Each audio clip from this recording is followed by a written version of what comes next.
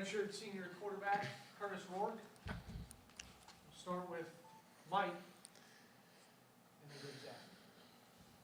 Hey, Curtis, is Coach Shanahan's play calling approach in the red zone different from offensive coordinators you've had in the past? Is he more aggressive? Just kind of talk maybe about that style he has when you get close to the end zone. Yeah, I think it depends on the strengths of the offense and how we can attack him best that week. I really like Coach Shanahan's mindset and the way he approaches different plays, and one of the reasons why I wanted to come here in the first place. And so definitely the way that he calls plays and has been our red zone success has attributed to that, and they've rhymed and merry, and so yeah, coaches definitely play a big part in that for sure. We'll go to Zach and then Jack. I asked Aiden this too. You guys have, not been shy this year about talking about the expectations you have for yourselves. But were there any moments, whether it's spring, summer, preseason, during the season, when you kind of looked around and it went from ambition to confidence, just sort of saying, we believed we could do this. Now I know we can do this. Now I know that we're the kind of team that can reach that stage, can play at that level. Yeah, I would say, kind of the first, second week of fall camp, honestly. We had a lot of new pieces in the spring, and so kind of trying to understand the offense, trying to understand the way everything works, and understand, the players around each other and stuff. And so it was tough in the spring a couple times with just getting time and chemistry and all that, and then progressing through the summer and getting to fall camp. We really hit stride. We're playing against one of the best defenses in the league, and we knew that they were going to be really good this year. And so when we started to move the ball on them and make some plays, I think that built confidence in ourselves, knowing that we can execute at such a high level against a really good defense. And so that just continued on, and as the season went on, we just really built confidence every week. We'll go Jack on your left and then Zach B. Yeah, Curtis, it looks like it might snow in South Bend on Friday. What did you learn about facing Purdue in terms of what it takes to handle that, throwing in the snow, things like that, managing that during a game? And do you have much experience of that when you were at Ohio?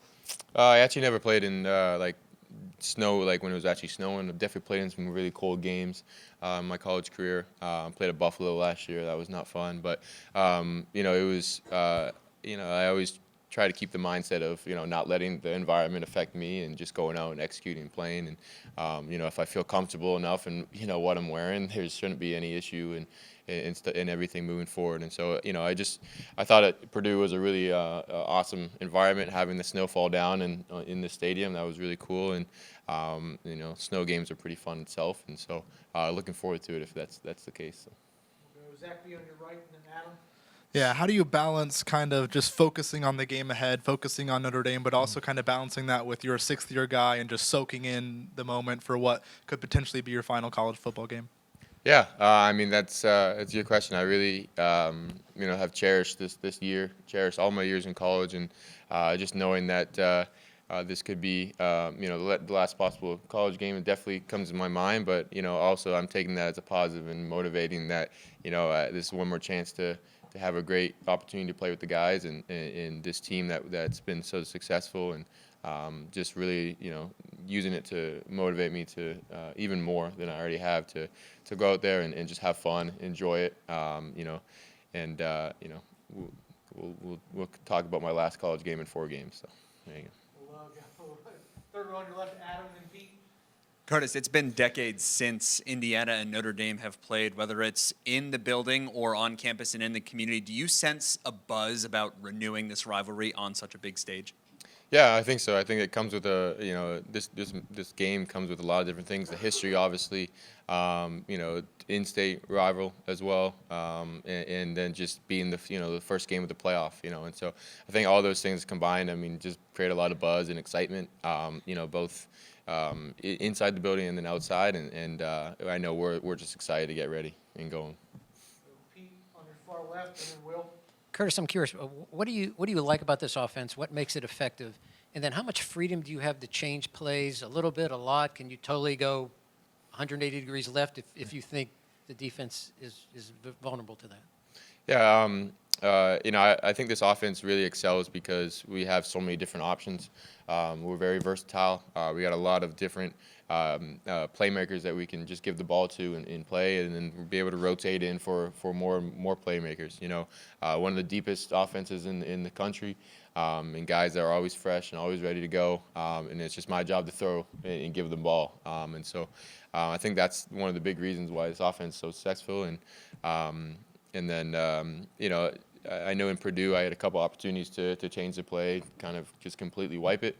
But for the most part, pretty confident that we have answers against any coverage, any look, based on the play that's called. Will on your right, and then Seth.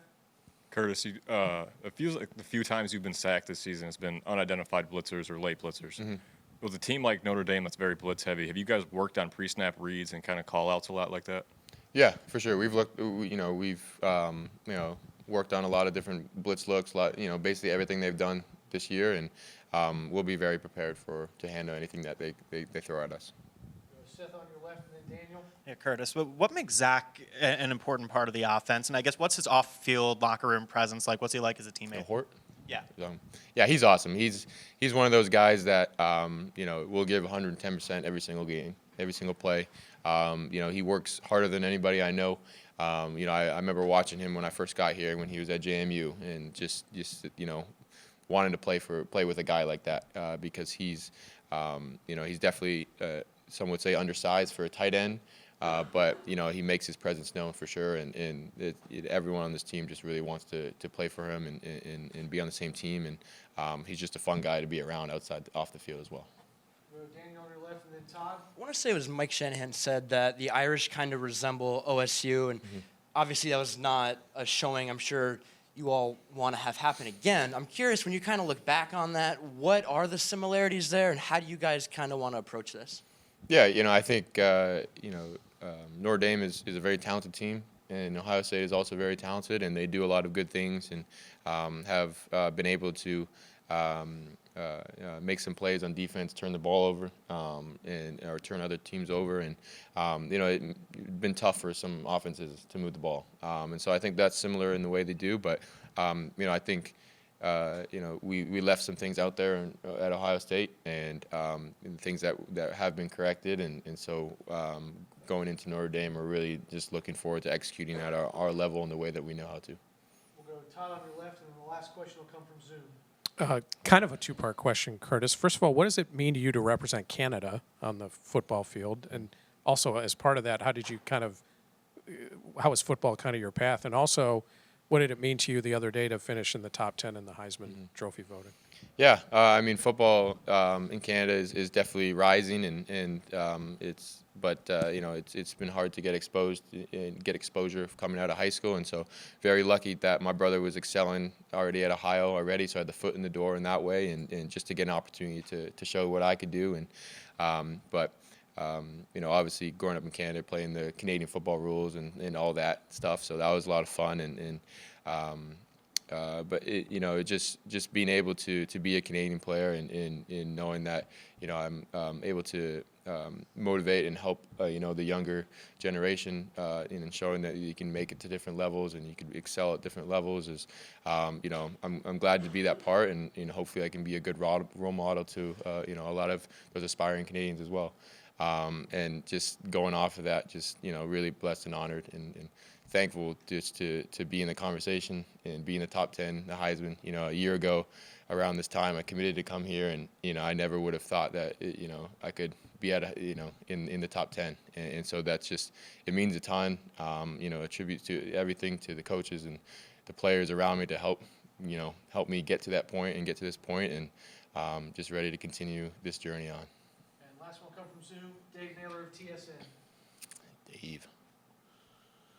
I know Dave. Kurtis, Dave Naylor here. I know when you committed to Indiana, you said that you weren't even sure you were going to play college football. Have you had any sort of moments along the way where you've stopped to think how close all of this came to never actually happening, and how does that perspective change the way you think about the opportunity that's before you this week? Yeah, I going back to a year ago and deciding to see what was out there in the transfer portal, and then deciding if I wanted to do that or go to the draft and kind of just bet on myself in that way. Looking back, I mean, I'm glad I made the decision to come here, but it just showed me in putting perspective, how amazing God is, and that His plan is always turns out for good in the end, no matter what it is. And so just trusting Him, no matter what, and that whatever happens this week, that I gave Him my all and play for His glory and all, and just be grateful that I'm able to be playing the 6th year at Indiana against Notre Dame. So just very grateful. Great. Thanks, Curtis. Thanks, guys.